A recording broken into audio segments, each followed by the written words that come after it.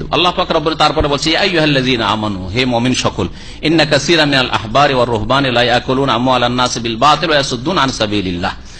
নিঃসন্দেহে অনেক পণ্ডিতরা এবং অনেক পুরোহিতরা তারা মানুষের ধন সম্পদকে বাতিল পন্থায় অবৈধভাবে ভক্ষণ করে। এটা হচ্ছে কাদের চরিত্র? অনেক পণ্ডিতদের আর অনেক পুরোহিতদের, সকলের কথা আল্লাহ বলেন কাসীরাম মিনাল আহবার। তাহলে অধিকাংশ যারা ধর্মগুরু পণ্ডিত ইহুদি খ্রিস্টানদের এবং মুসলিম উম্মত সম্পর্কে নবী করিম সাল্লাল্লাহু আলাইহি ওয়াসাল্লাম ভবিষ্যৎবাণী করে লা তাত্তাবিউনা সানানা মান কানা ক্বাবলাকুম বা সুনানা মান কানা ক্বাবলা, দুটোই পড়া যেতে পারে। তোমরাও হে মুসলিমরা ওই ইহুদি নাসারাদের পদে পদে অনুসরণ করবে।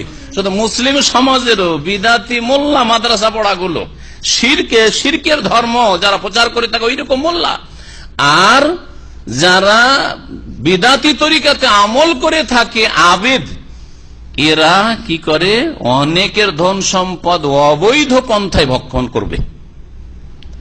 করছে না? করছে না?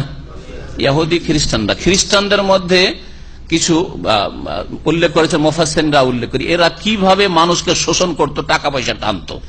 এরা এখন পর্যন্ত যে খ্রিস্টান ধর্মের যারা ধর্মগুরু তারা চেক লিখে দেয় মাগফিরাতের, যেটাকে বলা হয় সুকুকুল গুফরান, অর্থাৎ যে কোনো চার্চের যে পন্ডিত পাদ্রী রয়েছে তার এই ক্ষমতা আছে, আল্লাহ প্রদত্ত ক্ষমতা, যে তোমাকে মাফ করার একটা চেক লিখে দিলাম, যখন তুমি মরবে এই চেকটা সাথে নিয়ে যাবে, আল্লাহকে দেখাবে যে আমাকে মাপের ঘোষণা আমার পাদ্রী সাহেব করে দিয়েছে। জি, আর এই দিয়ে টাকা ইনকাম করে তারা।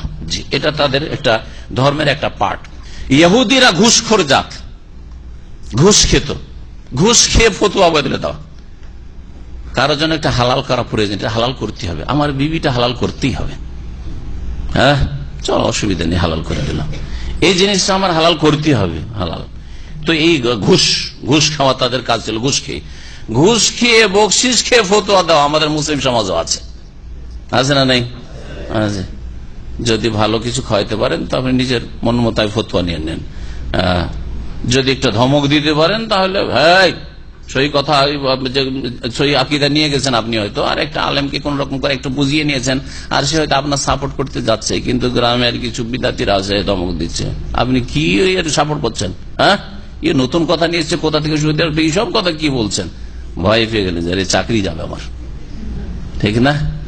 আর যদি এদেরকে রাজি রাখি তো ইনকাম আছে। আমাদের ধর্ম ব্যবসা, অনেকগুলি ধর্ম ব্যবসা আছে। তাবিজের ধর্ম ব্যবসা, নামাজের কাফারার পয়সার ব্যবসা, ঠিক না? আর কোরআন খানির ব্যবসা, মাজার ব্যবসা, আর কিসের? খতমের ব্যবসা, মিলাদের ব্যবসা। এই ব্যবসাগুলি উঠিয়ে দেওয়া হয়তো কটা পয়সা বেতন, এই বেতনে চলে হুজুরদের? এই বেতনে চলবে না। এই জন্য সব এইসব ধর্ম ব্যবসা হারাম ব্যবসা। লা ইয়াকুলুনা আমওয়ালান নাস বিল বাতিল, বাতিল পন্থায় মানুষের পয়সাগুলি খায়। হ্যাঁ, বকশিস গুলো পায়, মরণ নামে যেসব বকশিস হয়, কিন্তু এই দিয়ে বকশিস হয় না, গোনা মাফ হয় না। এই যে মরণ নামে খাবার তৈরি করে, খাবার কালকে এক লোক টেলিফোন করছে বাংলাদেশে, বলছে যে কত টাকা খরচ, বলছে যে 15 লাখ টাকা খরচ করবে বাপের জন্য, 15 লাখ টাকা খরচ করবে। আমি বললাম যে তিনটা ক্ষতি, 15 লাখ টাকা লস, 2 নম্বর বিদাতের গুনাহ, 3 নম্বর মাইয়াত জিরো, কিছুই নেকি পেল না, আপনারাও নেকি পেলেন না, মাইয়াত নেকি পেল না। 3 ক্ষতি।